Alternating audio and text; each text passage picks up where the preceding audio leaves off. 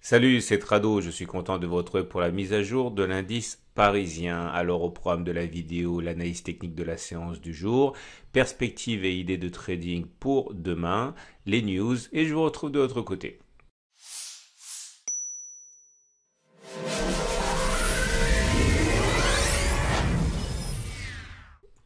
Alors la séance d'aujourd'hui a été marquée par une décrue significative de 1,9% en séance. Finalement, on termine néanmoins mieux que l'on a pu se retrouver en milieu de séance puisqu'on n'abandonne que 1,3% en fin de séance. Néanmoins, cela détonne un petit peu avec les séances d'optimisme franc telles qu'on a pu les vivre le 7 mai et également le 8 mai.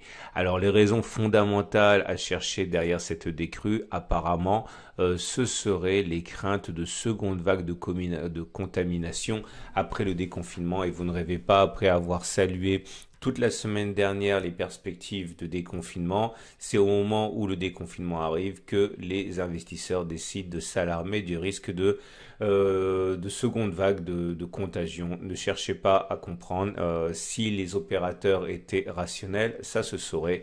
Heureusement, nous avons l'analyse technique et l'analyse technique nous montre que finalement rien n'a changé et je vais un peu digresser dans cette vidéo parce que c'est très important. Vous savez, il est très important de ne pas paniquer quand on fait de l'analyse technique et du trading. Il faut toujours être en contrôle. Rien n'a changé chez nous. On est toujours au-delà de la baisse, avec des scénarios opposés et tous jouables. Regardez, nous avons toujours ce canal orange. La perspective d'un rebond sur le bas de ce canal orange tel qu'il s'est opéré le 4 mai pourrait effectivement être toujours d'actualité.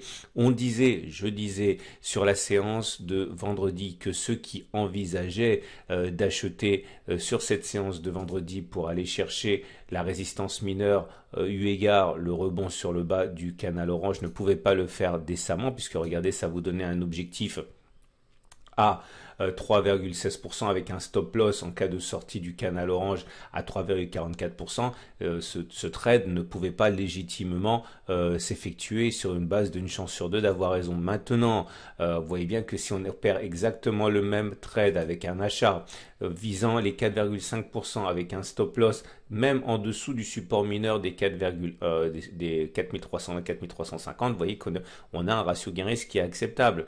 Ok, donc voilà, on peut pas vouloir tout et son contraire. On peut pas regretter de ne pas rentrer parce que le ratio gain-risque n'est plus bon et qu'il fallait s'y prendre avant et paniquer et regarder même en le sens inverse alors même que le marché vous donne l'opportunité de rentrer maintenant. Je dis pas qu'il faut rentrer maintenant, mais si vous pensiez qu'il fallait rentrer sur la séance de vendredi, vous avez une superbe occasion donnée par le marché pour le faire.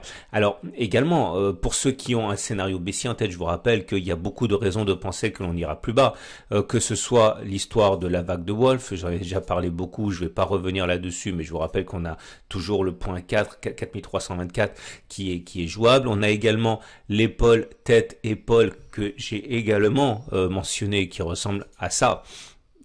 Donc voici ma première épaule, voici ma tête et voici la deuxième épaule en construction. Vous voyez très bien que si on met un stop loss agressif en cas de dépassement des précédents plus hauts d'aujourd'hui, mettons à 2% et qu'on vise un retour sur la ligne de coup, on est à 2,3%, on a un ratio gain-risque supérieur à 1, c'est bon et c'est tout bénef si même on fait la validation de l'épaule tête-épaule avec l'objectif traditionnel. Donc vous voyez, tout ce que vous avez à faire finalement, c'est d'avoir des scénarios, de faire des scénarios qui sont logiques en ne visant pas plus haut qu'une résistance et pas plus bas qu'un support. Enfin non, c'est pas une règle, c'est une règle que moi je m'impose.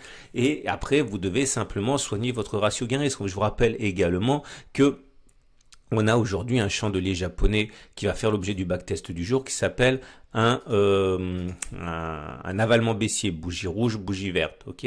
Bref, tout ça pour dire quoi? Tout ça pour dire qu'à titre personnel, je serais rentré short. Je ne peux pas rentrer short parce que mon courtier ne m'autorise pas à vendre à découvert le France 40 et moi le CAC 40 et je ne traite pas avec les BX4, donc je peux pas. Mais en tout cas, voilà typiquement ce que je ferais. Je serais rentré aujourd'hui, j'aurais mis mon stop loss au-dessus des plus hauts de la séance en pariant sur l'épaule tête-épaule. Alors un stop loss à 1,80 à peu près, 82-83. J'aurais visé eh bien, la ligne de cou que j'ai enlevée hein, de l'épaule, tête-épaule, je la remets. Parce que si vous avez l'occasion de le faire, peut-être que ça vous intéressera, même si je vous donne absolument aucun conseil. Ouais, mon objectif, il est d'aller chercher la ligne de coût au minimum. Ça donne 2,5%. Le ratio gain-risque, il est parfait. Donc voilà, c'est ce que je ferais si je pouvais le faire. Je pourrais tout à fait vous dire demain, par contre, que j'ai acheté.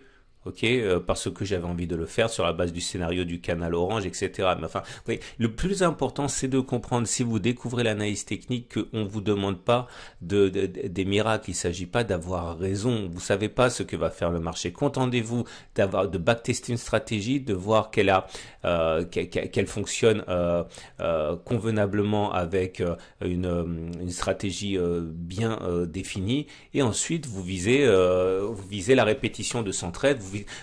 Un bon trader, la différence entre un trader débutant et un trader expérimenté, c'est que le trader débutant, il veut savoir ce qui va se passer sur son prochain trade. Il est obsédé par ce qui va se passer sur le prochain trade.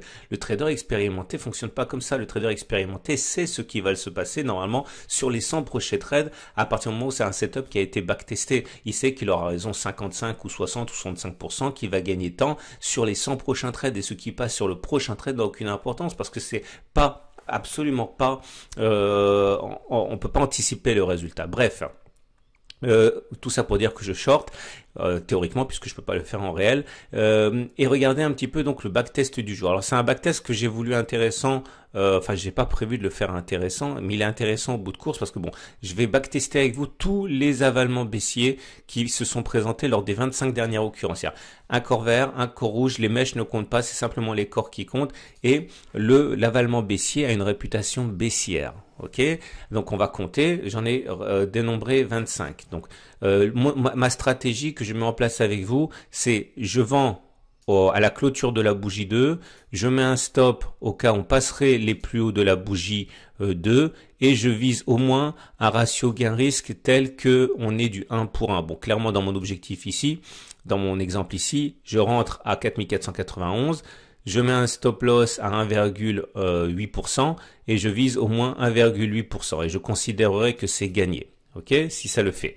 C'est simplement, attention, tout ce qui suit est donné à titre purement informatif et pédagogique, aucune valeur scientifique parce qu'il n'y a pas suffisamment d'occurrences. Ok, regardez ce que je vais vous montrer.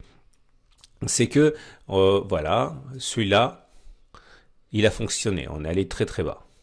Ça fait un succès. Celui-là a fonctionné. Attention, n'oubliez pas que les mèches ne comptent pas, c'est juste les corps qui comptent. Celui-là a fonctionné aussi. On est bien allé, croyez-moi, sur cette bougie-là, on est bien plus bas que sur les plus hauts de ces bougies. On a bien notre ratio risque 1-1. Sur celui-là, ça a fonctionné. On est allé beaucoup plus bas. Celui-là a fonctionné. Non, celui-là n'a pas fonctionné. Ok. Celui-là n'a pas fonctionné. Celui-là a très bien fonctionné. Celui-là a fonctionné, limite, mais il a fonctionné. Celui-là, cet avalement baissier-là n'a pas fonctionné. Celui-là a très bien fonctionné. Celui-là n'a pas fonctionné. Celui-là n'a pas fonctionné parce qu'on est bien allé plus bas, mais pas d'une distance qui couvrait le stop loss. Celui-là n'a pas fonctionné. On est remonté tout de suite. Celui-là a fonctionné. Ces deux-là ont fonctionné avec des ratios gain-risque très intéressants, mais ce qui m'intéressait simplement, c'est un ratio gain-risque d'égal à 1. Celui-là a fonctionné, et là, c'est une mauvaise série qui n'a pas fonctionné. Celui-là n'a pas fonctionné, celui-là n'a pas fonctionné.